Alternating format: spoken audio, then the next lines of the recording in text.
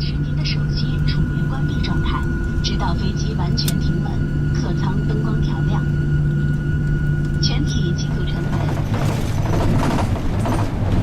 Bon, alors là, c'est l'arrivée en Corée. Donc, sachant que pour aller de l'aéroport à la ville, à Pyongyang, on passe par la campagne et on va dire la banlieue. Et le premier sentiment que j'ai quand j'arrive, c'est un sentiment de, on va dire, de douceur et de calme et de propreté. Et le premier pays auquel j'ai pensé, parce qu'on fait toujours des comparaisons, étrangement, c'est plutôt la Suisse. Parce que pays très calme et très propre. La chose qui est notable, c'est les routes donc, qui sont très larges. Pas très confortable, ça j'ai compris pourquoi, c'est parce que comme ils ont un problème de pénurie de pétrole et à cause de l'embargo, le goudron c'est un dérivé du pétrole, donc ils font des routes en ciment, ce qui n'est pas très... C'est là qu'on comprend l'intérêt du goudron. Le goudron, c'est élastique, c'est confortable. Et donc, les routes sont à la fois grandes et on est bien dans l'idée d'un pays qui fonctionne bien. Ça se constate par le réseau routier. Je rappelle que la France a le réseau routier secondaire le mieux entretenu et le plus développé du monde. Donc, c'est un critère social, le réseau routier. Il est bien entretenu et vaste, mais à cause de la pénurie de pétrole, le revêtement en ciment au lieu de goudron fait que c'est un peu tape-cul. Il y a aussi pas mal de... C'est entretenu en permanence, mais il y a des trous. Et ça, c'est lié aussi, parce que j'ai réfléchi. La Corée est un pays qui a, comme nous, 4 saisons. Donc, c'est un pays tempéré, mais un hiver très rude et un été plutôt très chaud, style mousson. Ce qui veut dire qu'ils ont des hivers avec moins 15, du gel et du froid, et, des pluies torrentielles, parfois l'été. Donc, c'est un peu comme quand on va dans ce genre de pays, ou même en Russie, on a des infrastructures routières qui sont souvent abîmées et en cours d'entretien. Ce qu'on a du mal à comprendre nous en France, où on a vraiment un pays tempéré, paradisiaque, c'est-à-dire où la nature abîme assez peu les infrastructures. Terre calme, terre plate.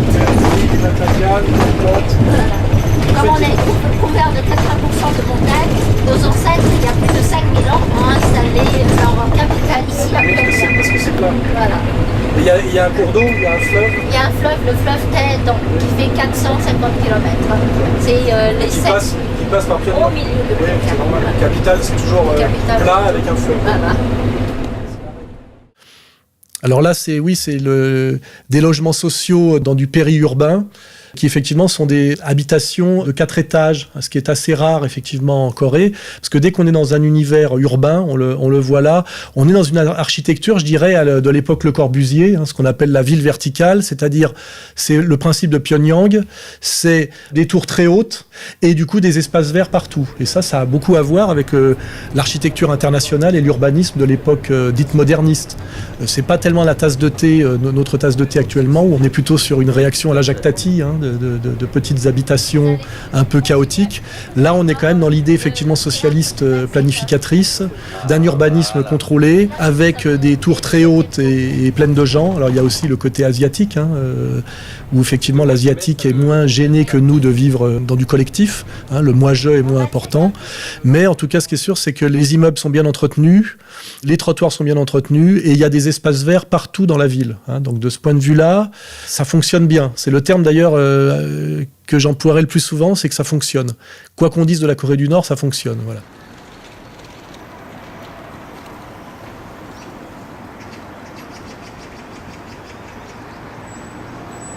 Là, on a cette espèce d'image d'Épinal de la Corée du Nord, qui est le côté un peu kitsch, c'est-à-dire, on va dire stalinien. C'est de très grands espaces politiques, je dirais, qui sont à la mesure de la démesure du régime.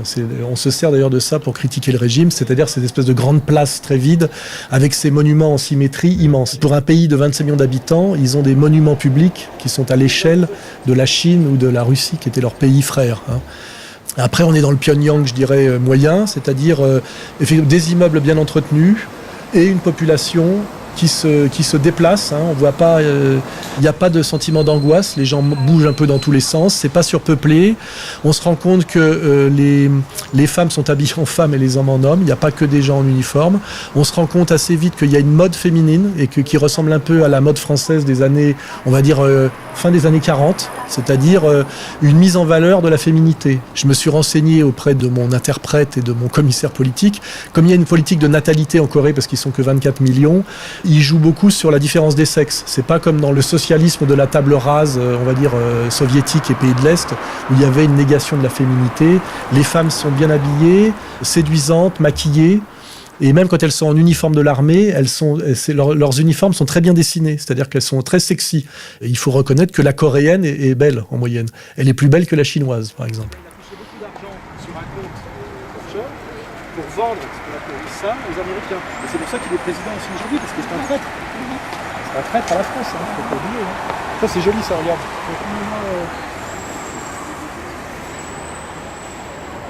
Là c'est beau, là.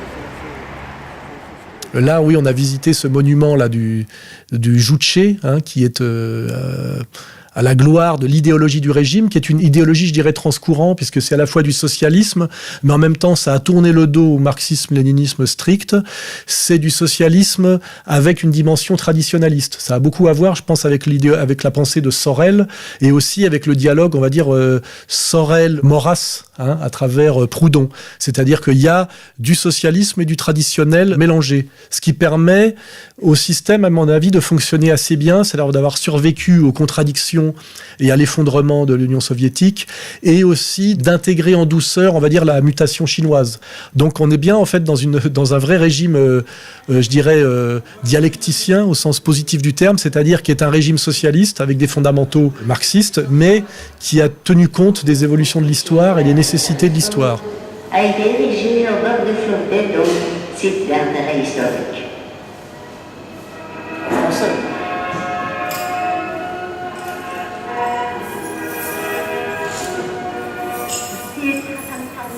C'est une œuvre monumentale inaugurée à l'occasion du 70e anniversaire des camarades Kim Il-sung. La tour du Juche est là pour magnifier l'idéologie spécifiquement nord-coréenne, qui s'appelle le Juche, qui est donc une idéologie nationale et sociale, hein, on va dire nationale-socialiste, mais non hégémonique et non raciale, enfin au sens allemand du terme, et qui est une synthèse de modernisme et de traditionnalisme, de socialisme et de nationalisme. Hein. Ça a beaucoup à voir avec gauche du travail et droite des valeurs. C'est pour ça, je veux dire, c'est pas un hasard si je me suis senti un peu en résonance avec ce pays, parce que c'est une expérience, on va dire, politico-historique qui mérite d'être observée, très intéressante, à mon avis relativement réussie et aboutie, et qui répond à pas mal d'interrogations qui sont les nôtres, à égalité-réconciliation.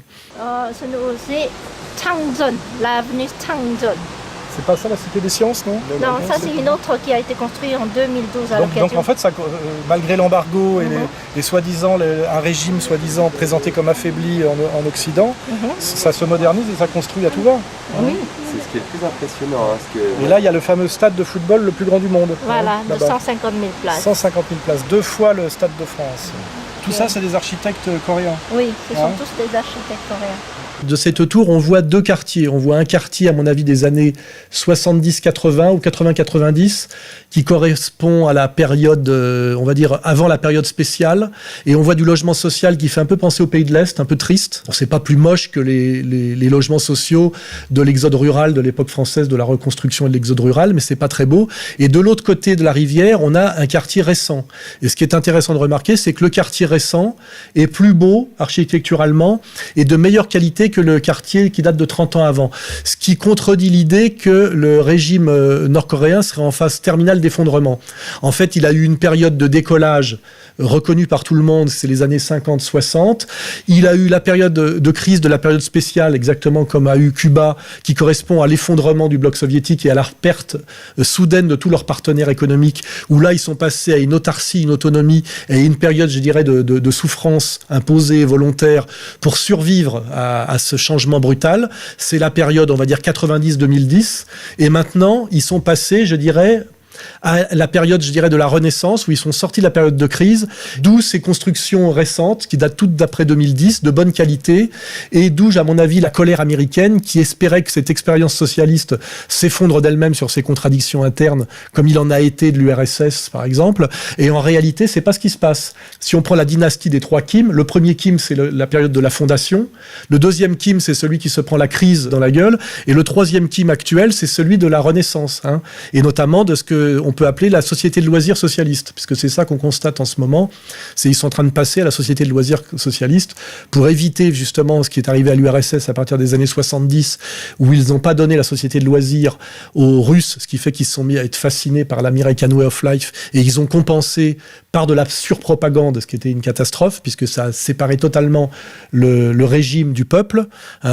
D'ailleurs, il faut quand même faire remarquer que si l'URSS n'a pas pu passer à la société de loisirs dans les années 70, c'est à cause de la course aux armements, qui était une stratégie américaine, d'obliger les Russes, pour pouvoir tenir la dragée haute aux Américains, de mettre 30% de leur PIB dans l'armement, et donc d'être obligé de choisir entre le militaire et le social. Voilà, donc c'est comme ça que les Américains ont gagné, puisque la phase terminale de cette stratégie, c'est la guerre des étoiles, où l'URSS s'est effondrée, car elle ne pouvait plus, comment dirais-je, continuer ce match de concurrence militaire, et les Américains ont bien joué cette carte-là pour faire s'effondrer l'URSS par le social, d'une certaine manière, en les obligeant à un surinvestissement dans les budgets militaires. Voilà.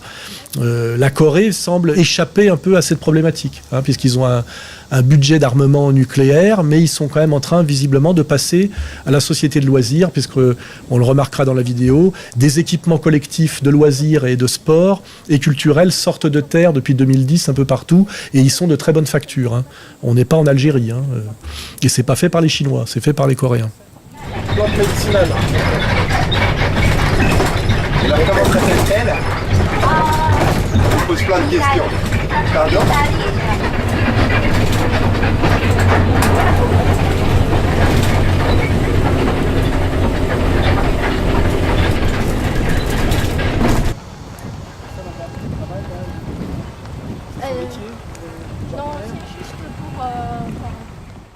Alors là, je me rends à la maison natale du fondateur de la dynastie.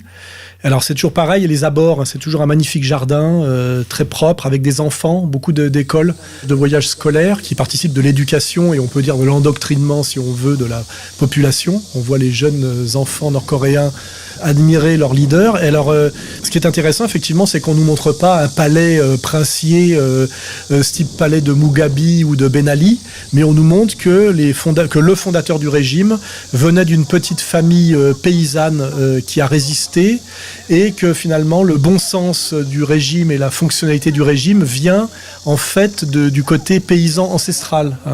Quand on regarde un peu ce qu'on nous montre, on nous montre une ferme, je crois que ça s'appelle comme ça, une ferme et les outils traditionnels de travail. Donc on fait bien le lien entre le bon sens et l'intelligence du régime, la légitimité des dirigeants et le travail productif paysan. Et ça nous montre aussi en filigrane qu'on peut s'élever au sommet de la hiérarchie sociale en venant de la plus basse paysannerie si on a une personnalité forte, un patriotisme profondément ancré et même avec une dimension héroïque, et qu'on a gardé le bon sens paysan. Donc une fois que j'ai dit ça, regardez, donc on voit ces enfants et ces écoliers très respectueux, très bien habillés et disciplinés. On regarde les jeunes filles aussi, habillées un peu à l'anglaise d'une certaine manière, et très mignonnes, visiter la maison natale du fondateur du régime.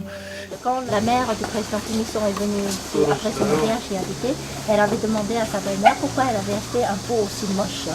Et là, la grand-mère du président Kim Il-sung a souri et lui a dit « Je sais que tout le monde s'est moqué de moi quand j'ai acheté ce pot. Mais je n'avais pas assez d'argent et on m'a proposé ce pot pour 2 centimes. » Et elle a dit à ce moment-là, ce pot restera dans l'histoire de la Corée. Quand nous serons riches et quand le pays sera libéré, tout le monde jouira de la bonne pâte de soja qui a été fabriquée dans ce pot-là. D'accord. Un symbole. Alors c'est très joli. Et on voit pas beaucoup de présence policière. Et là, ce qu'on peut constater, c'est qu'on se constate systématiquement en Corée, que c'est un jardin très bien entretenu, avec un peuple au travail, c'est-à-dire la notion de plein emploi, mais aussi il n'y a pas la dimension stakhanoviste, c'est-à-dire qu'ils travaillent lentement, et il n'y a pas la dimension surveillance policière.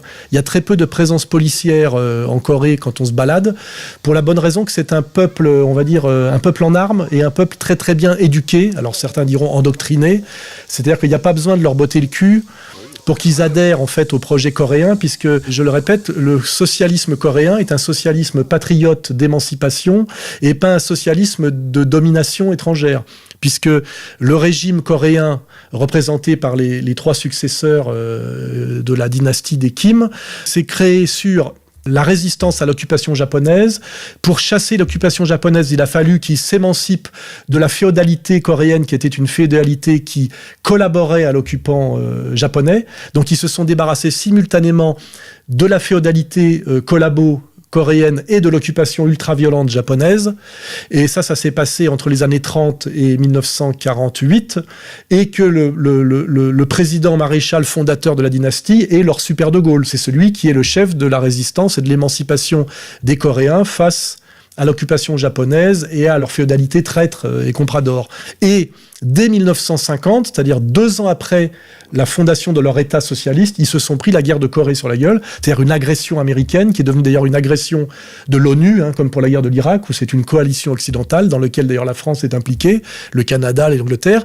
Et ce qu'il faut bien comprendre, c'est que cette guerre a duré 3 ans, elle a été ultra-violente. Nous, on a beaucoup conscience de la guerre du Vietnam, qui est plus récente, et parce que ça touche l'Indochine, c'est-à-dire nos anciennes colonies, mais la guerre de Corée a été encore plus violente pour les Coréens que la guerre du Vietnam. C'est-à-dire que les Américains ont rasé la Corée sous les bombes. C'est pour ça d'ailleurs que c'est un pays neuf d'un point de vue urbanisme, parce que les Américains ont tout rasé et ils ont tenté de détruire ce peuple par les bombardements en haute altitude massifs et les agents chimiques comme ils le font toujours. Et c'est un peuple qui a triomphé militairement en fait des États-Unis, qui d'ailleurs, pour ne pas accepter leur défaite, se sont cachés derrière une coalition onusienne, pour dire que c'est l'ONU qui avait été vaincue et pas eux. Donc ils ont une espèce de grande fierté nationale, une grande confiance en eux, et il y a un grand lien, je dirais, qui n'a pas besoin d'être forcé, entre le peuple coréen, son régime et ses élites. Comme si aujourd'hui, De Gaulle avait vaincu militairement les Allemands, avait imposé, on va dire, un État-providence d'économie mixte, qui était le cas d'ailleurs dans les années 50-60, avait chassé les Américains, comme d'ailleurs il l'a fait, puis avait mis au pouvoir, au lieu de se faire virer par Cohn-Bendit et la première révolution colorée, avait mis au pouvoir son fils puis son petit-fils, qui aurait maintenu l'indépendance de la France, sa grandeur, avec des projets qui correspondent à ce qu'aurait été le France, le Concorde, la bombe atomique française, etc. Nous serions tous des hyper-patriotes, hyper-gaullistes, sans avoir besoin de commissaires politiques qui nous surveillent 24 heures sur 24, comme ça pouvait effectivement l'être en Allemagne de l'Est, qui, je le rappelle, l'Allemagne de l'Est, c'est le châtiment de la Prusse, c'est-à-dire du noyau de l'Allemagne, pour les punir de leur Deutschland über alles, par une domination de ce, on va dire, berceau de l'Allemagne par la Russie. Donc on ne peut pas comparer le socialisme soviétique au socialisme coréen, puisque le socialisme soviétique correspondait à un socialisme anti-russe, faut pas oublier, la révolution bolchevique était une révolution anti-russe, essentiellement et géorgienne, alors que le socialisme coréen est un socialisme coréen, ça s'appelle le Juche, et les socialismes des pays satellites, que ce soit Roumanie, Hongrie, Pologne, étaient des pays qui étaient soumis à la domination du grand frère soviétique et stalinien, et donc ils étaient obligés d'accepter le socialisme comme aussi une domination étrangère et voire même une punition, avec en plus une classe collaboratrice chez eux, on le voit bien avec l'insurrection hongroise, qui est essentiellement d'ailleurs voilà. Quand on enlève cette composante impérialiste et étrangère, on comprend que le socialisme coréen soit assez bien accepté par le peuple coréen, parce qu'il fonctionne et il est national, voilà. Donc légitime.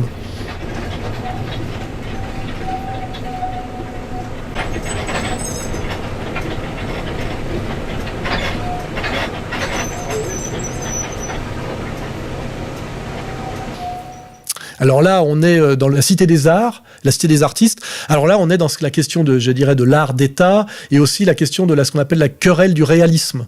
C'est-à-dire qu'effectivement, il n'y a pas en Corée d'art moderne et encore moins d'avant-garde, puisqu'effectivement, dans l'art français, après qu'on se soit posé la question de l'art de représentation, de la peinture de chevalet, s'est posé la question, avec la concurrence de la photographie, de la question de la représentation du réel à partir, on va dire, des impressionnistes, et ça aboutit derrière à l'abstraction, à Mondrian.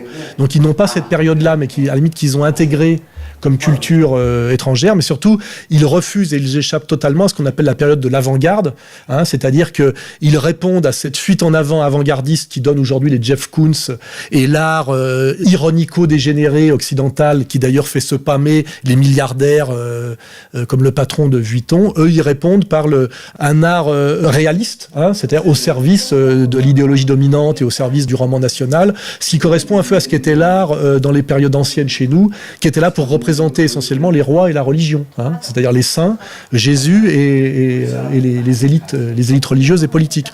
Donc effectivement, on pourrait dire que c'est un art un peu kitsch, ou qui n'ont pas eu la chance d'accéder à la postmodernité artistique, mais on peut aussi se poser la question de savoir si c'est un bien ou un mal. Parce que l'air de rien, ce sont des artistes qui maîtrisent encore la peinture de chevalet, la sculpture et le modèle vivant, c'est-à-dire qu'ils savent faire quelque chose, ils ne sont pas dans le baratin conceptuel, et en même temps, on peut sentir, peut-être avec la culture qu'on a nous, une petite dimension kitsch, notamment dans la peinture de chevalet quand ils font du néo-impressionnisme, et peut-être se dire, ils s'inscrivent un petit peu dans la problématique restrictive, on va dire, du réalisme socialiste, mais pas de façon hystérique, hein, voilà.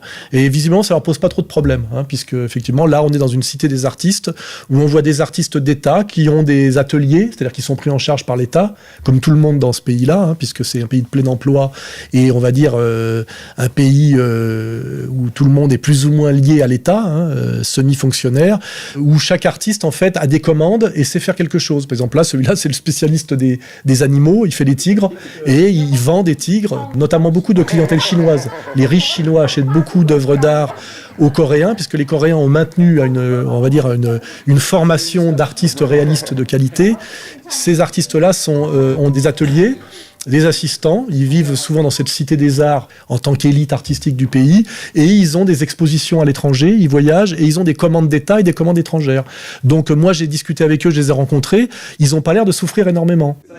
Et un tigre comme ça, ça va finir, ça va être vendu, ça va Oui, être... ça va être vendu. Hein. Des gens peuvent l'acheter lors des expositions, ou bien des gens comme vous qui sont venus ici ont vu une œuvre qui leur plaise, ils commandent et après on la renvoie. Donc ça peut sortir du pays. Oui, bien sûr. 철새님도 그 중국에서 많이 주문하고 또 가격 굉장히 비싸게 5만 내지 10만 달러 정도로 그렇게 주문을 해서 Ces œuvres, donc il y a beaucoup de commandes chinoises et ces œuvres se vendent entre 50 à 100 000 $. Ah oui. Oui.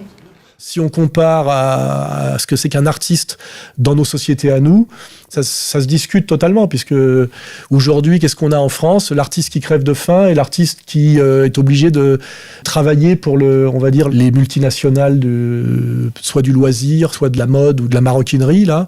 Donc, effectivement, ça relance la querelle, ce qu'on appelle la querelle du réalisme, de savoir si l'avant-garde c'est mieux que, comment dirais-je, la maîtrise traditionnelle des arts de l'œil, quoi. Hein, sur est-ce que Jeff Koons, c'est si bien que ça? Est-ce que ce qu'on nous montre, des espèces de merde qu'on nous met au milieu du jardin de Versailles, ou un vagin géant ou des barres de fer rouillées, c'est vraiment génial? Est-ce que les monochromes, c'est vraiment génial?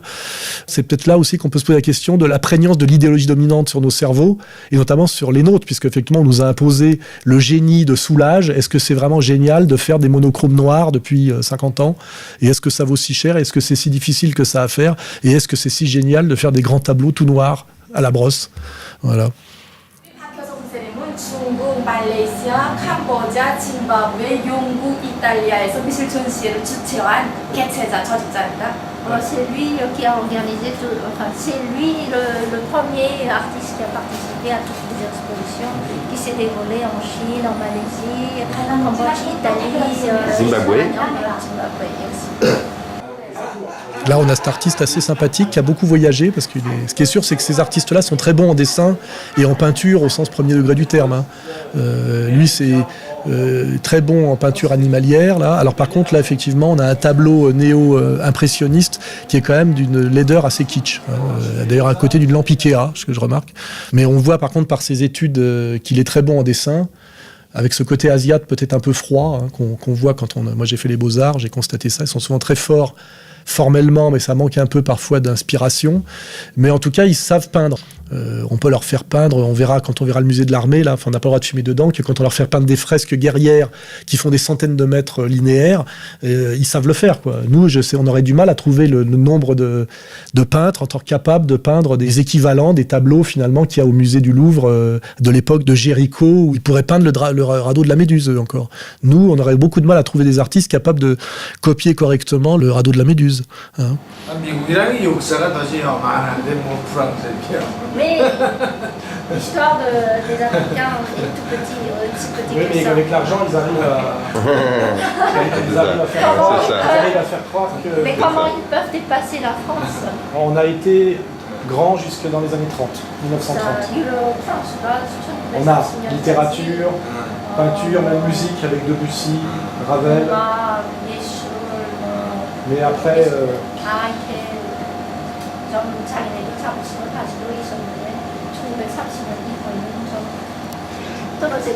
이제 프랑스와 현대 인상주의, 마네, 이 모네 해가지고 다 유명한 사람들이 세계 미술을 주도하던 나라인데. Mais avec Monet, Manet, tout ça, ce sont les grands artistes Pissarro, Degas.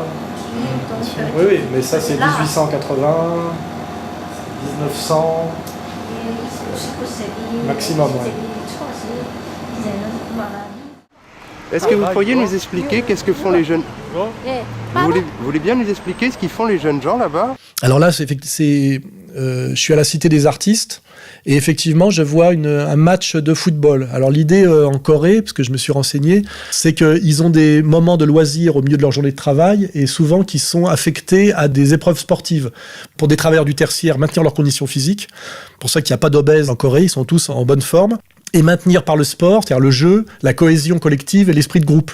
Donc c'est assez bien fait, c'est assez cohérent, parce que ce qu'on constate en Corée, c'est que les leaders sur les photos sont toujours souriants, il y a une constante du sourire et du rire tout le temps, et le peuple coréen est assez souriant lui-même, hein. Quand on le croise dans les rues, les gens ne tirent pas la gueule. À mon avis, ils sont éduqués dans un relatif plaisir d'être ensemble et de participer à des activités collectives par la médiation du jeu et du sport. Ils sont plutôt souriants. Hein. Là, je prends le métro. Alors là, on est dans cette tradition, je dirais, très socialiste et qui a beaucoup à voir avec le métro russe, de donner un métro au peuple qui soit à la fois un palais, pour montrer que le socialisme, c'est les dirigeants qui s'habillent comme des travailleurs et les travailleurs qui se déplacent dans des métros qui sont beaux comme des palais. Donc ça, c'est une assez belle idée qu'on doit à Joseph Staline d'ailleurs. Et là, on voit effectivement le métro coréen qui est très richement décoré avec des lustres, avec des fresques, pareil, de mosaïques réalistes très belles. Et alors, ce qui est marrant, c'est que les wagons sont un peu vieillots parce que là, c'est le côté débrouillard d'un pays qui a peu de devises. C'est des anciens wagons qu'ils ont rachetés aux Tchèques, je crois, et qu'ils ont restaurés. Donc on a quelque chose d'un peu rétro, mais toujours très propre et qui marche bien. Ça fonctionne, les gens ne se bousculent pas. Il n'y a pas trop de flics pour contrôler les gens. C'est ça qu'on regarde, hein.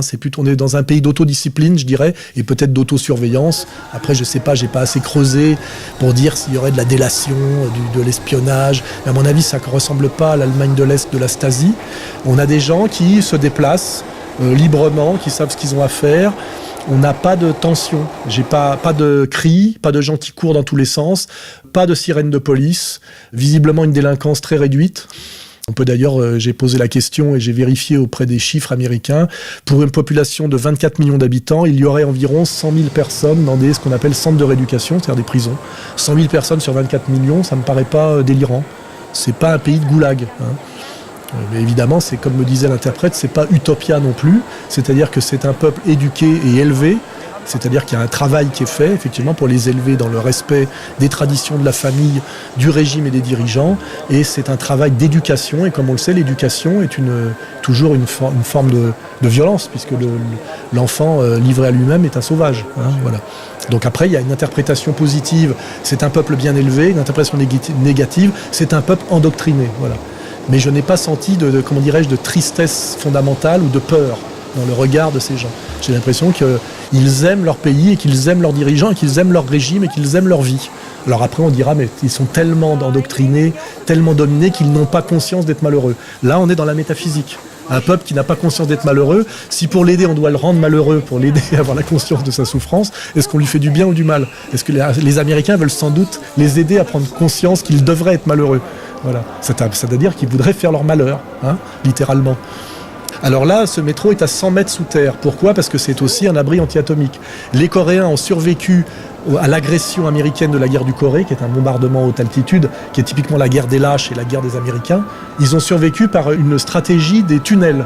La Corée est un pays de montagnes et de granit, et les Coréens sont donc des spécialistes mondiaux du tunnel creusé dans le granit. C'est pour ça que c'est un peuple qui se sent très sûr de lui au niveau de sa résistance aux attaques extérieures, parce que les Américains ne peuvent pas débarquer militairement, ne peuvent que les bombarder à très haute altitude, et ça, ils savent survivre, ils s'enterrent et ils ressortent. Et toute la Corée est double, c'est-à-dire qu'il y a la Corée apparente, et la Corée qu'on ignore un peu, c'est cette Corée creusée dans le granit, et qui fait que ce peuple peut à tout moment s'enterrer et survivre à l'agression militaire américaine. Voilà. Petite digression, les Coréens étant les spécialistes militaires du tunnel, ils ont aidé le Hezbollah et le Hamas contre l'armée israélienne. C'est eux qui ont envoyé leurs ingénieurs et leur génie militaire aider à la résistance palestinienne. Et c'est pas pour rien que les sionistes, qui dirigent le monde et l'Amérique, haïssent la Corée du Nord et veulent à tout prix la faire tomber. C'est aussi parce que les Coréens sont un peu à la tête des pays non alignés, notamment en aide militaire, et ont beaucoup aidé, notamment le Hezbollah, dans sa stratégie des tunnels. Et n'oubliez pas que le Hezbollah est la seule puissance régionale qui est vaincue militairement, l'armée israélienne Tsahal. Donc on peut attribuer en partie la victoire palestinienne au Hezbollah, c'est-à-dire au chiisme, on va dire iranien, au génie de Nasrallah, et aussi à la logistique des tunnels nord-coréennes. D'où d'ailleurs mon positionnement pro-coréen, qui est une manière aussi d'être de façon cohérente pro-palestinien.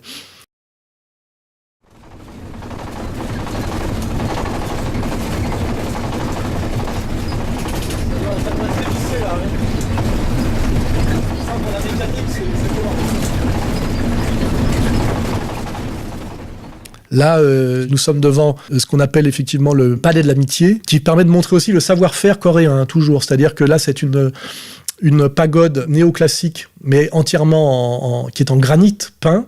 Donc on voit aussi qu'ils ont des artisans qui savent travailler. Et ça, c'est la pierre typique de Corée, là, c'est le granit de Corée.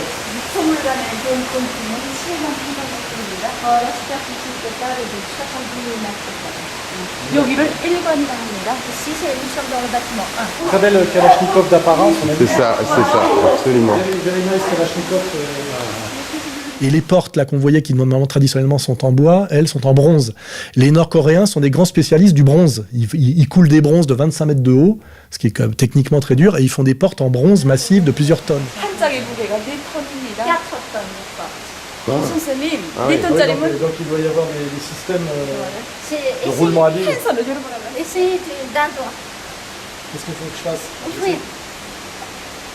Oui, c'est du sérieux. C'est américain avec una caille. Après, il y en a... Ouh, c'est frais.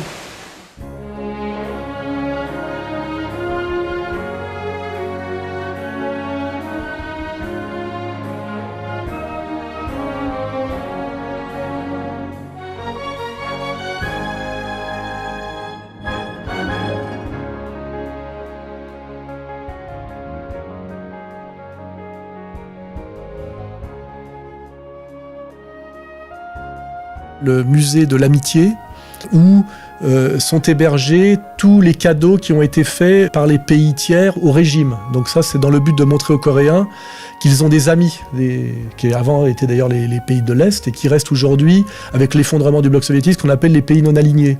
En fait, la Corée du Nord n'est pas totalement isolée du monde. Elle entretient des relations avec certains pays d'Afrique qui sont encore des pays d'Afrique socialistes. Elle entretient des relations avec la Syrie, avec l'Algérie, avec le Venezuela, avec l'Iran. C'est-à-dire, en fait, on va dire que c'est un des leaders des pays non alignés.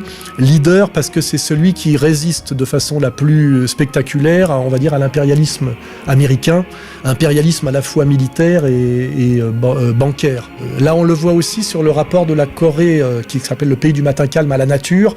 C'est un pays qui est naturellement très beau. C'est un pays de creux et de bosses, avec une végétation très luxuriante et très variée. Et on voit qu'il y a un lien fondamental entre l'idéologie coréenne qu'on appelle le juche, ce mélange de tradition et de modernité, et je dirais l'environnement naturel de la Corée, qui est naturellement harmonieux. C'est une péninsule, avec la mer des deux côtés, avec de la montagne. La montagne d'ailleurs est sacrée, hein. Leur montagne est un lieu symbolique très important, là ils ont une montagne. Et regardez la beauté des images, la manière dont ils entretiennent ce jardin, la manière d'intégrer l'architecture à la nature, avec ces transitions de parc, on va dire à l'anglaise, hein, de parc à l'anglaise, puis de nature sauvage et d'architecture. On voit vraiment qu'il y a un lien entre la nature de la Corée, la tradition de la Corée et la modernité coréenne. Il n'y a pas de rupture, c'est ça que je veux dire, il n'y a pas d'antagonisme. Il y a des transitions douces et des strates. Et c'est de ce point de vue-là que c'est, à mon avis, un régime assez cohérent.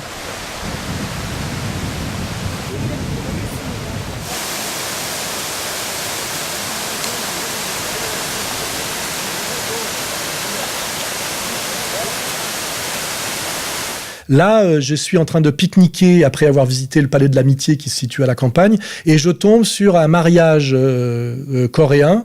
Je pense que c'est un mariage, puisqu'à mon avis, ça, ce sont des mariés. Et là, on voit la douceur de vivre des Coréens. On sent pas trop le régime dictatorial militaire et la souffrance. Et ça nous fait penser à du péri-urbain des années 60. Hein. Ça me fait penser à mon enfance en France. En fait, c'est la première fois que je vois une vraie expérience socialiste qui a l'air de fonctionner et d'être réelle. Parce qu'en Algérie, je n'ai jamais trop cru. Et dans les pays de l'Est, je ne suis pas allé voir vraiment sérieusement. Mais là, c'est vraiment un pays socialiste au sens respectable du terme. Ils s'amusent, ils nous invitent à boire d'ailleurs, ils se jettent dans la rivière et ils s'éclaboussent, les femmes et les hommes, donc il n'y a pas le côté interdit sexuel, il n'y a pas non plus cette agressivité envers l'homme blanc que je suis, puisque j'ai quand même une gueule d'américain pour eux, et si je leur dis bonjour, ils me répondent, rapidement on nous invite à boire un verre avec eux, et il y a des rires, voilà, il y a un côté, je dirais presque peuple infantile et naïf, ils ont des plaisirs simples, ce qui est plutôt sain, puisque c'est un pays où la pornographie est interdite, donc il y a un côté... alors on pourrait dire oui, infantilisé peut-être, mais en tout cas, plaisir simple et plaisir sain de gens qui s'amusent en jouant dans l'eau, en faisant du sport, avec des rires, etc. Il n'y a pas le côté deuxième degré décadent de petits bobos pervers assis en train de fumer des joints et de faire des vannes de cul, quoi. Hein. Je me sens mieux, moi, personnellement, avec ces Coréens qu'à Bastille avec les cons qui ont été mitraillés par Daesh, là. Hein, voilà.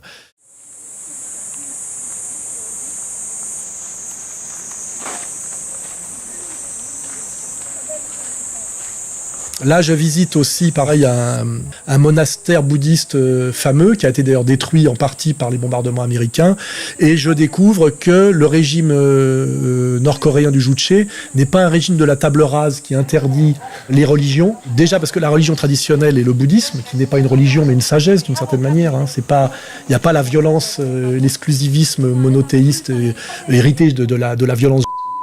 Donc nous avons là un moine bouddhiste qui est d'une certaine manière un fonctionnaire d'État et qui vous explique calmement que l'idéologie du Juche est compatible avec le bouddhisme et réciproquement.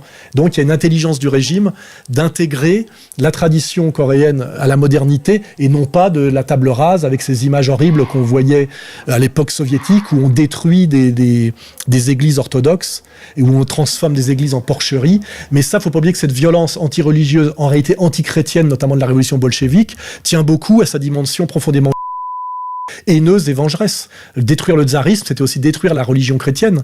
Et quand on enlève cette du socialisme et qu'on n'est que dans le socialisme national coréen, on n'a pas cette violence anti-religieuse, on n'a pas cette manipulation perverse d'un égalitarisme au service d'une domination communautaire inégalitaire, et ça devient tout de suite beaucoup plus sain et beaucoup plus fonctionnel. Je crois que c'est très important de comprendre que ce qui rend le socialisme nord-coréen intéressant et à mon avis moins malhonnête que le nôtre, c'est qu'il n'y a aucune influence dedans. Hein, c'est assez fondamental.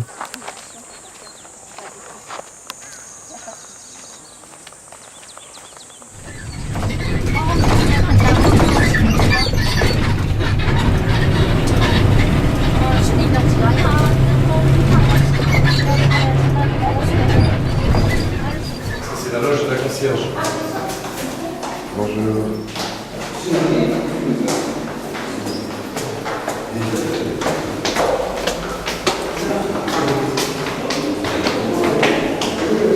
Ça c'est quoi alors ça? Ça c'est, comment dire, ça c'est très écologique. Par exemple, nous, le papier, le verre, on recycle. Ouais. Et c'est le graphique montrant des familles modèles qui ont fait beaucoup de bien pour l'écologie. D'accord. Et ça, comment dire, ça augmente la compétitivité. La hauteur sous plafond et un standard un peu... Oui, je Bonjour mesdames. Entrez s'il vous plaît. On a le droit de garder les chaussures? Il faut enlever les chaussures, c'est la tradition. D'accord.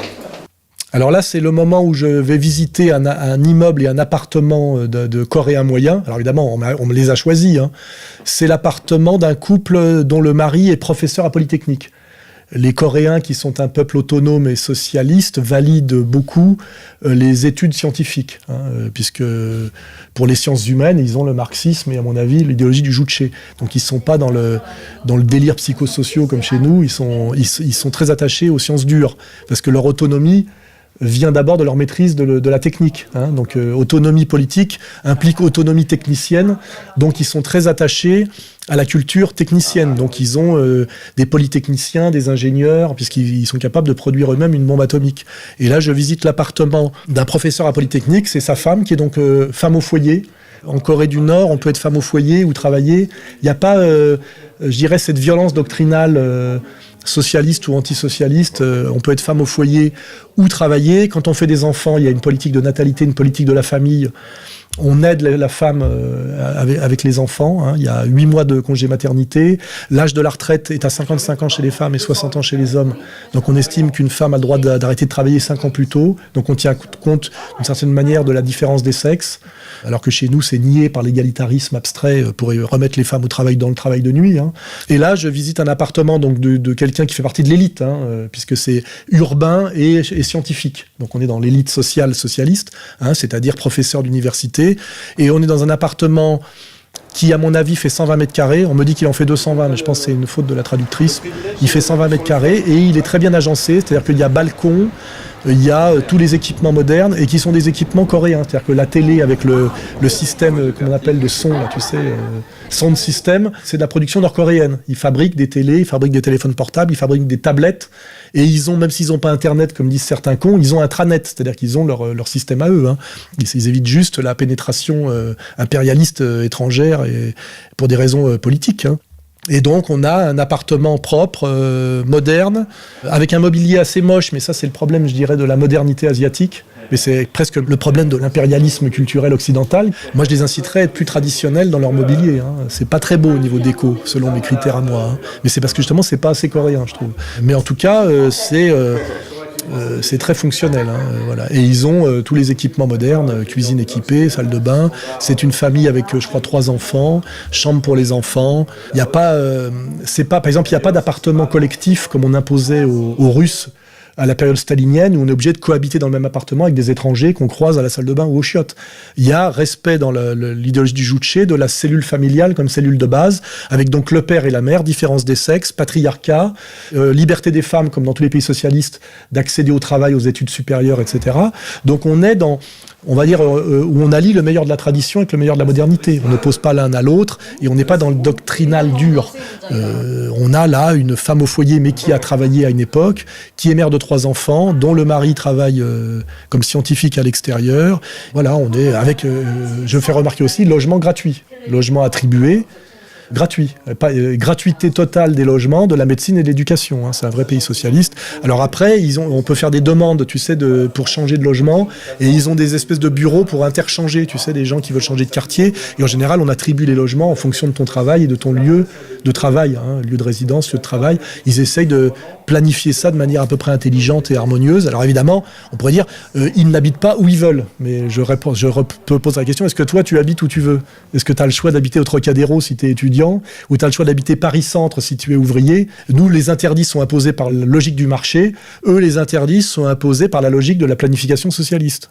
De savoir ce qui est le mieux. Je pense que pour un milliardaire, c'est mieux le choix par le marché. Mais pour un quidam moyen, c'est mieux la planification par le socialisme. En réalité, si on prend un critère de statistique, donc un critère démocratique, pour on va dire le citoyen lambda, le système socialiste est plus généreux, plus fonctionnel que le système capitaliste.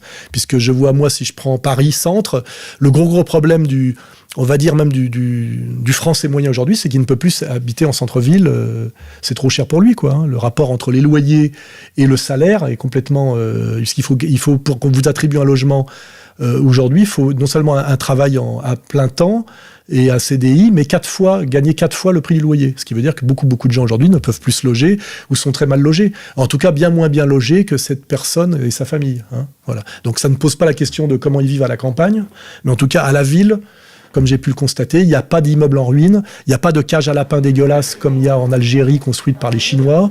C'est construit par eux-mêmes et c'est de bonne qualité. Hein, voilà.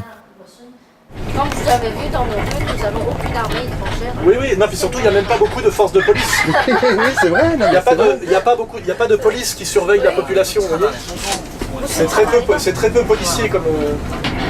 on est dans un régime, je dirais, d'autosurveillance par le peuple lui-même. C'est-à-dire que les mauvais citoyens sont identifiés comme mauvais citoyens par les autres citoyens ici. On est dans une autosurveillance, je dirais, qui n'est pas sordide. C'est-à-dire que comme les gens sont bien élevés et patriotes, quand il y a un mauvais, ils le marginalisent de lui-même. Il n'y a pas besoin que les policiers interviennent, etc. Alors nous, ça, on a du mal à l'admettre parce qu'on est une société hyper individualiste. Et ça, c'est la tradition occidentale depuis Descartes. C'est je pense, donc je suis, cogito ergo sum. Vous, dans les sociétés asiatiques, vous êtes plus sur le collectif. Vous êtes naturellement plus dans la solidarité collective et l'humilité. Vous êtes des sociétés plus modestes, société du nous. Nous, les sociétés du jeu. Donc nous, ça nous angoisse l'idée qu'il y a un immeuble où on surveille, on fait un tableau du palmarès écologique. En France, quand on nous dit qu'il faut trier les ordures, on fait exprès de pas le faire. Pour dire je fais ce que je veux, vous voyez. Mais ça, en même temps, tout le courant écologiste de gauche français aimerait amener à la solidarité écologique. Donc quelque part, il veut dire, bah oui, mais les Coréens, ils le font déjà. Ils le font déjà parce qu'ils ont ce sens du bien collectif. Et moi, j'ai parlé de ça. Voilà. Mais alors, les Français vont dire oui, ils font ça parce que sinon, ils vont aller en prison. Vous voyez.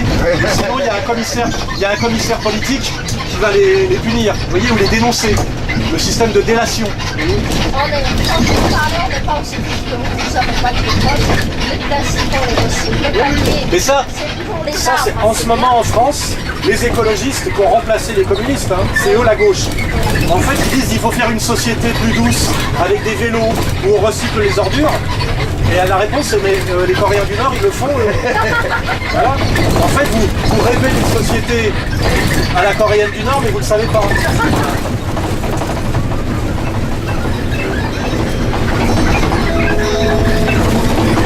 Svelte silhouette, si gracieuse et fluette,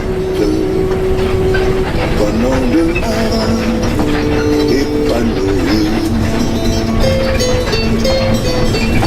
à la campagne de voyage. Alors là, ce qu'on voit, effectivement, on voit qu'il n'y a pas de publicité en Corée. La publicité est considérée comme de la pollution visuelle, ce qui est très bien. Et ça nous amène aussi à la notion qu'ils ont du commerce. Il y a de la production, il y a de la diversité de production, il y a des centres commerciaux, mais ce n'est pas le commerce qui doit aller au consommateur, c'est le consommateur qui doit aller au commerce. Ça fonctionne un peu comme du temps d'une certaine morale française ou même de morale occidentale qui correspond à la fin du 19e siècle et qui a changé aux États-Unis à partir des années 20, à partir d'ailleurs de la propagande et du travail de Bernays, hein, sur le fait qu'il fallait aller racoler, agresser le consommateur et le soumettre. Et en France, en fait, ça correspond à la mutation des années 60-70 avec les grandes surfaces et l'explosion de la publicité. Hein. Faut pas, finalement, le commerce coréen actuel correspond un peu à ce qu'était le commerce en France entre la révolution industrielle et on va dire les années 50-60 où il n'y avait pas cette omniprésence de la publicité. Hein. C'est finalement tout ça est américain, assez récent et très brutal et très vulgaire. C'est quand même une vraie propagande et une vraie agression, la publicité. Hein. C'est largement aussi agressif et propagandiste que la propagande politique directe du régime nord-coréen. Là, on voit effectivement toujours la même chose, c'est qu'il y a peu de voitures, mais il y en a à Pyongyang. Je crois qu'il y a 7 compagnies de taxis privés. Donc il y a aussi, en plus de la mutation de sociétés socialistes de loisirs pour ne pas finir comme l'URSS, il y a aussi tenir compte de ce qu'on appelle la mutation chinoise, c'est-à-dire le régime nord-coréen a ouvert un peu l'économie au secteur privé.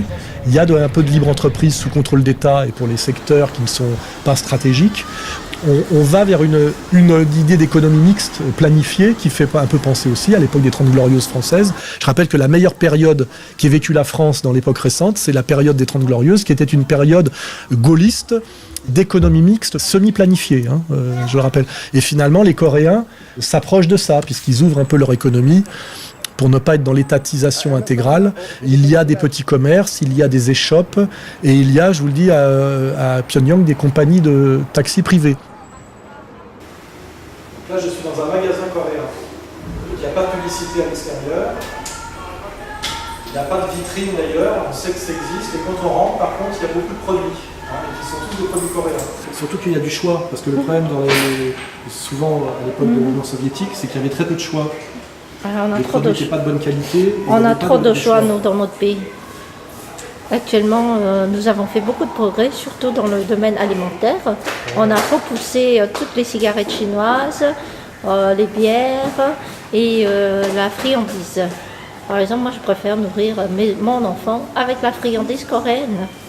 Il y a la sécurité et ça, c'est quoi, c'est du miel, ça? Oui, c'est du miel. D'accord.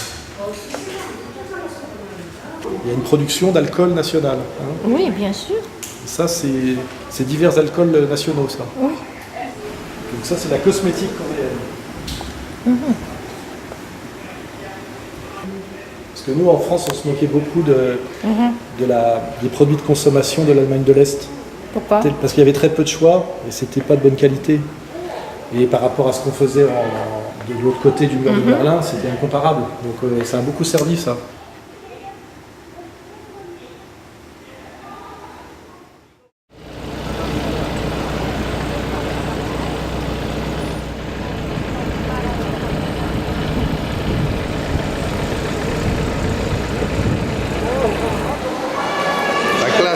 La classe. France, on fait pas ça.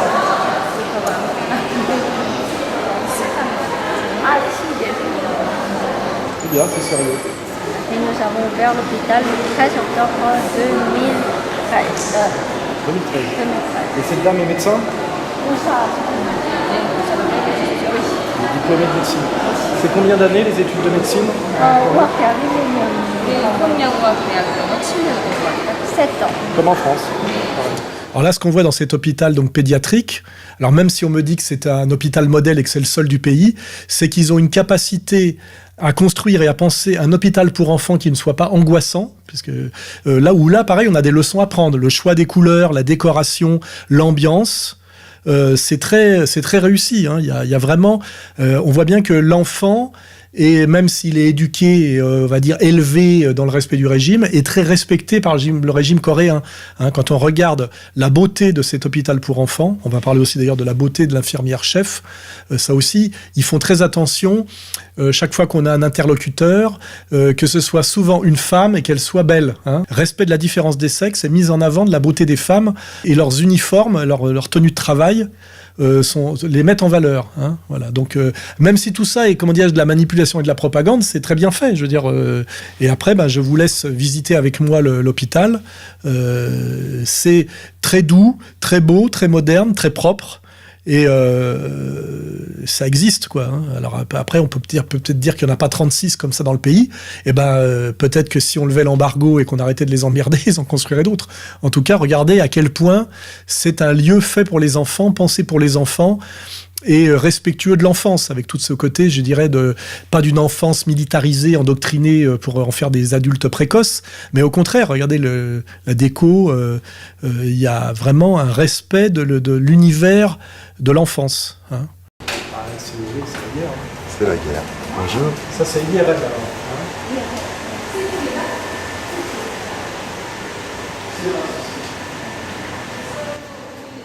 Alors là, on va voir aussi que je vois qu'ils ont du matériel Siemens. Alors, ils m'expliquent que ça leur coûte très très cher d'acheter ça parce qu'il faut qu'ils contournent l'embargo. Donc, ça leur coûte beaucoup plus cher que s'ils pouvaient l'acheter en direct. Et ça aussi, cet embargo est assez dégueulasse parce que c'est un peu comme l'embargo sur l'Irak qui n'avait pas du tout porté préjudice à la famille de Saddam Hussein mais avait fait crever 500 000 gosses comme s'en réjouissait Madeleine Albright. Là, on voit aussi quelque chose d'intéressant, c'est comme c'est un hôpital pour enfants, quand les enfants sont atteints par des longues maladies, pour ne pas qu'ils prennent du retard sur le plan scolaire, ils ont des classes qui fait qu'ils peuvent étudier pendant leur maladie. Je ne sais pas si dans les hôpitaux pédiatriques français, il y a ce genre d'installation et si c'est pensé de manière aussi fonctionnelle, intelligente et respectueuse. Ouais. Ça fait penser aux années 60 chez nous. Ouais, c'est joli. On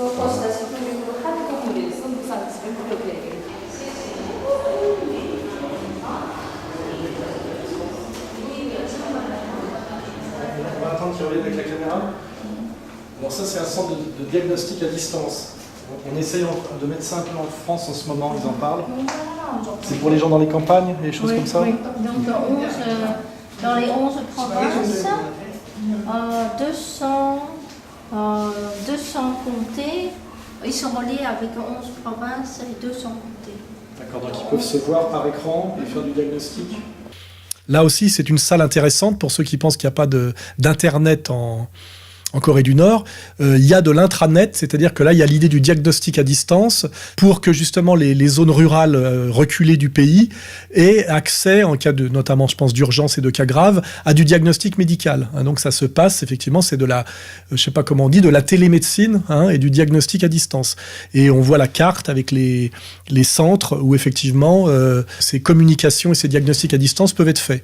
Et après, ils m'ont expliqué qu'il y avait un système d'hélicoptère pour pouvoir, en cas de maladie grave, amener le plus vite possible les enfants très gravement malades dans cet hôpital d'élite de Pyongyang afin qu'ils aient les meilleurs soins. Alors je ne sais pas si ça suffit à couvrir le problème de la médecine infantile pour toute la Corée. Je ne sais pas à quel point c'est quelque chose un peu pour faire de la représentation et à quel point c'est pas effectivement plus du prestige que de la réalité profonde. Ça, je sais pas, parce qu'il faudrait voir combien il y a d'hôpitaux comme ça, quelle est la demande, etc. Mais en tout cas, cet hôpital existe. Il est, je veux dire, il pourrait impressionner, à mon avis, des pédiatres français. Et pendant que j'y étais, il y avait d'ailleurs une médecin espagnole qui était en train de donner un cours de chiropractie à des médecins coréens sur un enfant, ce qui prouve aussi qu'il y a de la circulation, contrairement à ce qu'on croit. Ce n'est pas un pays totalement fermé. Les Coréens peuvent sortir du pays pour le sport ou les voyages d'études. Et d'ailleurs, ils sortent et ils reviennent. Il n'y a pas le problème de les faire revenir de force. Il y a très peu de Coréens qui fuient la Corée. C'est une réalité qui est admise. Alors on dit qu'ils ne peuvent pas vivre ailleurs tellement ils ont été endoctrinés. Et je sais que les Coréens, par exemple, du Nord qui fuient en Corée du Sud, il y en a évidemment, comme dirait l'autre, c'est pas utopia. Il y a statistiquement forcément des gens qui ne supportent pas et qui ont envie de tenter leur chance ailleurs, mais que souvent, dans les 5 ans, ils reviennent parce qu'en fait, ils ne supportent pas finalement de vivre dans un pays capitaliste quand ils ont été habitués quelque part à cette prise en charge socialiste. Donc il y a peu de Coréens qui fuient la Corée du Nord, et parmi ceux qui fuient, beaucoup finissent par revenir. Voilà. Et après, je vous dis, tout ça est une question de statistiques. Et je pense que les statistiques nord-coréennes sur ce plan-là, c'est-à-dire sur le plan de ce qu'on pourrait appeler la dissidence, ne sont absolument pas comparables à ce qu'on a vu dans les pays satellites de l'URSS.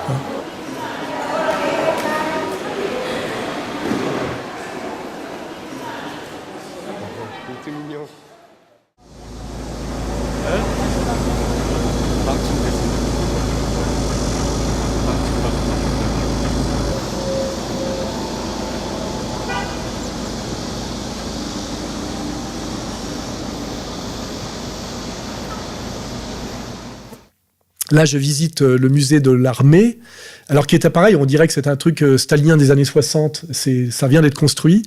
C'est pour magnifier la victoire de la Corée sur les États-Unis, c'est-à-dire la guerre de Corée 50-53, qui est très fondatrice. Faut pas oublier que la Corée est une république jeune, puisqu'elle naît en 48. Et donc là, le musée de l'armée, on voit un bâtiment magnifique avec une mise en scène effectivement de l'armée coréenne, de la victoire coréenne sur les Américains, qui est un spectacle magnifique. Ils savent faire de la propagande spectacle, les Coréens. Et le musée de l'armée, c'est le truc, si vous voulez, une bonne raison déjà d'aller en Corée en voyage, c'est de visiter le musée de l'armée. C'est génial. C'est mieux pour moi que Disneyland. Et avec vous, il y avait la Chine, l'URSS ? Nous, on était... La Chine nous a aidés, mais pas l'URSS ? L'URSS aussi, mais... Uniquement matériel, c'était pas des hommes. Oui. Nous, on s'est battus nous-mêmes. Les Russes, ils envoient toujours du matériel, mais ils ne sont jamais allés physiquement, comme dans la guerre du Vietnam. Ils sont uniquement aidés logistiquement. Ouais. Mais même les armes, on a dû les fabriquer nous-mêmes dans nos usines. Ça doit être le bonheur du collectionneur de venir ici. incroyable. Là, c'est Transport de troupes. un transport de troupes en anglais. Ouais, ouais. Ça, c'est moi, ça avait l'amphibie. Parce qu'il n'y avait pas d'hélicoptère avant. Ça, Non, c'est ça. une arme nouvelle. Ça a été capturé en Ah, 1963. d'accord, donc c'est après, malgré Oui. l'armistice, ils ont continué Continué à une guerre, Voilà. une guerre de sabotage. sabotage, etc. 2004년에 관수는 Ça, c'est une, Un sous-marin sans pilote, ouais. ici. Et ça, Une torpille, ça. C'est une torpille. Non, un sous-marin d'espionnage sans pilote. Et nous l'avons capturé en 2004. Hein. Pueblo, navire espion armé des troupes d'agression américaines. C'est pas mal la fois coréenne en français. C'est le navire espion armé américain Pueblo, capturé le 23 janvier 1968 par les forces navales de l'armée populaire de Corée. Et là, on visite effectivement quelque chose qu'on ne connaît pas nous, c'est que malgré l'armistice qui a été signé entre les États-Unis et les États-Unis à travers l'ONU, parce que les États-Unis, pour ne pas admettre leur défaite militaire, ont mis ça sur le dos de la coalition onusienne, en 68, je crois, bien plus récemment, des années et des années après la fin de la guerre, les Coréens ont arraisonné un bateau espion américain qui continue à faire chier, comme toujours. Ils l'ont arraisonné. Ils ont capturé, je crois, les 63 marins qui étaient dedans, qui se faisaient passer pour une mission scientifique, mais c'était une mission d'espionnage, alors ils ont gardé le bateau, ils l'ont jamais rendu, et ils ont obligé les militaires américains à écrire une lettre d'excuse pour pouvoir être libérés. Et ils ont tous écrit une lettre d'excuse en demandant humblement pardon, etc. Ce qui a fait dire aux Nord-Coréens qu'en plus les militaires américains étaient des fiottes, parce que jamais un Coréen a accepté d'écrire une lettre d'excuse pour être libéré. Et donc ils les ont libérés. Et donc ils exposent ce bateau en disant voilà, les Américains continuent à nous faire chier, à trahir les accords internationaux qu'ils ont signés, puisqu'ils continuent à pénétrer les eaux territoriales coréennes avec des bateaux de guerre, alors que normalement ils ne doivent pas le faire. Imaginez si c'était l'inverse. Et quand ils se font choper, ils chialent. On December 23, 1968, 11 months after the capture of Pueblo, the enemy knelt down before the Korean people and made an official apology. To the Democratic People's Republic of Korea government, the U.S. administration assumes full responsibility and seriously apologizes for the intrusion into the DPRK territorial waters by U.S. war vessel and for its serious espionage activities, and guarantees that no American warship will intrude into the DPRK territorial waters in the future. The U.S. representative was so confused that he even forgot to write a dater in the apology. He wrote a dater hurriedly urged by a representative.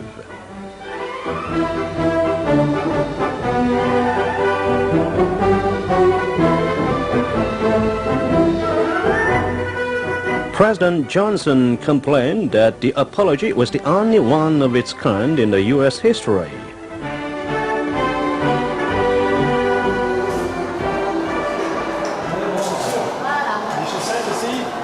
Et là, les dernières images, on termine là-dessus, c'est le village Potemkin, si on veut rigoler, c'est-à-dire qu'à un moment donné, j'ai le droit, moi, d'aller à la piscine. Alors là, on est typiquement dans les équipements, on va dire, de la société coréenne socialiste de loisirs que Kim III a donné à son pays et à son peuple depuis 2010 pour les remercier d'avoir survécu et accepté la période spéciale. Il a fallu qu'ils survivent en tant que pays autonome malgré la perte de leurs alliés qui étaient les pays de l'Est. Et là, on peut comparer à la période spéciale, on va dire, cubaine. Depuis 2010, ils sont dans un redéploiement et ils ont le droit à des équipements collectifs comme cet énorme aqua boulevard où vont nager la population de Pyongyang. C'est pas tout à fait la tristesse annoncée. Les Coréens s'amusent, visiblement. Je pense pas que ce soit des figurants. Vous verrez que c'est magnifique, c'est tout neuf, ça date de 2013 je crois, et j'ai pu batifoler au milieu des Nord-Coréens en maillot de bain, en train de s'amuser à la piscine, quoi. Et je pense pas que c'était que des figurants et qu'ils ont été amenés là pour moi et qu'on les obligeait à rire avec des décharges électriques. On a réellement un peuple coréen patriote et convivial, joueur, avec cette idée aussi que l'Asiate ne se sent pas brimé quand il est dans une vie collective. On n'est pas dans le pays de Descartes, on n'est pas dans le pays du moi-je. On est quand même en Asie, dans ce qu'on appelle dans le marxisme le mode de production asiatique, où effectivement le nous passe avant le je, où il n'y a pas cette idée hypertrophiée du je, au niveau des rapports affectifs comme au niveau de l'affirmation par rapport au social. Et donc le côté collectif est beaucoup plus facilement accepté là-bas que chez nous. D'abord parce que l'Asiate est beaucoup plus dans le nous que dans le je. On le voit au niveau de son art, au niveau de sa tradition, etc. Et aussi parce que le Juche, l'idéologie nord-coréenne, fait passer d'abord la cellule familiale en premier. C'est-à-dire que le petit Coréen qui naît d'abord dans une cellule familiale avec un père et une mère, et après, à la petite école, accède, on va dire, au début du nous, au début du collectif, après être passé par le je. On n'est pas comme dans l'expérience socialiste dure soviétique des années 30, dans une négation de la famille, avec les appartements collectifs, et dans cette idée que la famille est quelque part un substrat de la bourgeoisie et qu'il faut détruire la famille pour protéger le socialisme de la dérive bourgeoise. Il n'y a pas, ce délire anti-famille dans l'idéologie du Juche. Maintenant que nous avons les armes, donnons le plaisir aux Voilà, ouais. Oui, c'est la société de loisirs. Oui. Nous nous sommes serrés la ceinture pour combattre contre les Américains. Et maintenant, le peuple doit profiter du bonheur. Le fameux goulag. Le goulag. C'est le centre de rééducation. Centre de rééducation par le loisir. Il faut bien comprendre que pour le nord-coréen, le socialisme national nord-coréen n'est pas une violence. Voilà. C'est tout ça pour l'expliquer. Alors ça serait peut-être une violence pour nous, mais il faut peut-être questionner aussi l'hyper-individualisme à la française et à l'occidentale. Ce moi-je hystérique et destructeur qui finalement produit du névrosé. Et la question très forte chez nous de la solitude, puisque nous on se pose la question effectivement de la vie collective de ce régime socialiste, mais moi il me semble que quand je lutte contre quelque chose, je lutte pas contre le nous en France, je lutte contre la solitude, contre le chômage, contre la névrose, contre la dépression, contre l'obésité due à la malbouffe, des choses effectivement qui n'existent pas en Corée du Nord. Voilà, posons-nous toutes ces questions calmement. Alors Alain, tu reviens du Aqua Boulevard local, coréen, qu'est-ce que tu en penses? Je pense que la rééducation par le loisir fonctionne assez bien. Et il y avait trop de figurants. J'ai nagé, oui. Oui, il faudrait demander quand même à la propaganda Staffel qui mette un peu moins de figurants quand je viens dans la piscine parce qu'il y avait presque trop de monde. Voilà.